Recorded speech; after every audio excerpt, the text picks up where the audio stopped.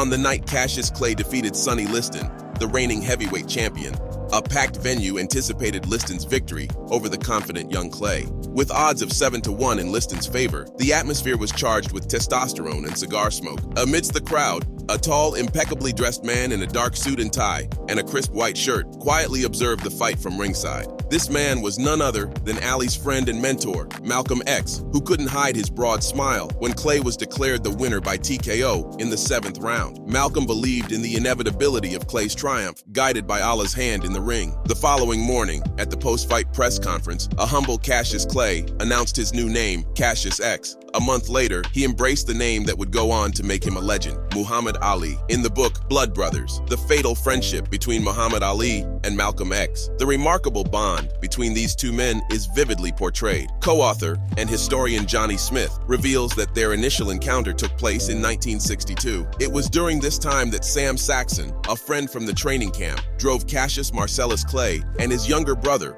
Rudolph Valentino Clay, to a Savior's Day rally in Chicago, an annual event organized by the Nation of Islam. Saxon, a black Muslim familiar with Clay's quest for spiritual fulfillment, facilitated their attendance. Malcolm X, the keynote speaker at the event, captivated the audience with his provocative rhetoric and skillful handling of the media, solidifying his role as the prominent figure of the Nation of Islam. The Clay brothers were spellbound by his presence. Malcolm exuded a sense of confidence and authority on that stage that day, leaving a lasting impact on young Cassius Clay. Malcolm recognized in Clay a magnetic charm that naturally attracted others to him. He took deliberate steps to nurture their friendship, driven by the hope that Clay would be swayed to join the Nation of Islam. Malcolm saw the potential for Clay, as a rising boxing star, to bring followers into the organization, which would be advantageous for both the nation and himself. Their bond deepened as they spent more time together, with Malcolm assuming roles of both a paternal figure and a supportive elder brother to Clay. Clay was drawn to Malcolm's faith, especially considering his disillusionment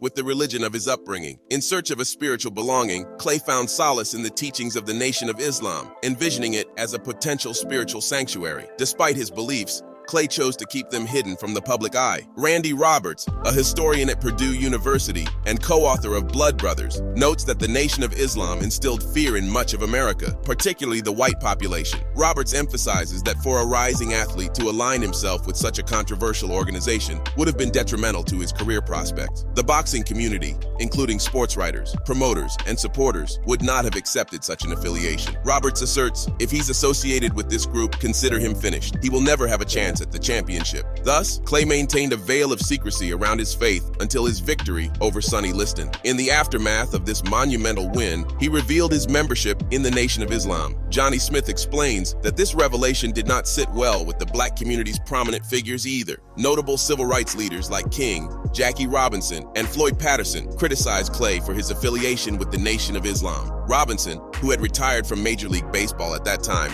openly expressed his disapproval. He engaged in public disputes with Malcolm, condemning him in the media. Robinson believed that Malcolm's tactics were hindering the progress of the civil rights movement. The nation's staunchly anti-white stance contradicted the peaceful integration efforts championed by mainstream civil rights leaders. Interestingly, as Ali's star was on the rise during the Clay-Liston fight, Malcolm's influence was on the decline. The nation had ostracized Malcolm, citing his alleged self-promotion and the revelation about the Honorable Elijah Muhammad's personal life. Elijah Muhammad, the revered founder of the nation, was accused by Malcolm of having children with his secretaries out of wedlock. And to make matters worse, on December 1st, 1963, in response to the assassination of John F. Kennedy, Malcolm X controversially remarked that it was a case of chickens coming home to roost. He further expressed, "Chickens coming home to roost never did make me sad. They've always made me glad." According to the New York Times, in further criticism of Mr. Kennedy, the Muslim leader cited the murders of Patrice Lumumba, Congo leader, of Medgar Evers, civil rights leader, and of the Negro girls bombed in a Birmingham church. These, he said, were instances of other chickens coming home to roost. These comments sparked widespread public outcry. The Nation of Islam had conveyed condolences to the Kennedy family and instructed its ministers to refrain from discussing the the assassination. Incensed by this challenge to his authority, Elijah Muhammad suspended Malcolm and silenced him from public speaking. Subsequently, Malcolm parted ways with the nation, anticipating that Ali would follow suit. Malcolm's trust in Ali's loyalty was wrong. Regrettably, Ali never reconciled with Malcolm, a fact he openly acknowledged as one of his greatest regrets. Ali called rejecting his friend his biggest mistake. He wrote in his book, The Soul of a Butterfly, "Turning my back on Malcolm was one of the mistakes that I regret most in my life. I wish I'd been able to tell Malcolm I was sorry, that he was right about so many things." At the time, however, despite Ali's deep admiration for Malcolm, his allegiance to Elijah Muhammad and the nation prevailed. Ali distanced himself from his former confidant, viewing Malcolm's actions as disloyal. Their paths crossed one final time in Ghana, where they exchanged a brief, tense encounter. Johnny Smith recounts the poignant moment when Malcolm reached out to Ali in a gesture of familiarity, only to be met with a cold response. Ali, resolute in his support for Elijah Muhammad, reproached Malcolm for his perceived betrayal and walked away, leaving their friendship fractured and unresolved. Accompanied by Elijah Muhammad's son, Ali found himself in a precarious position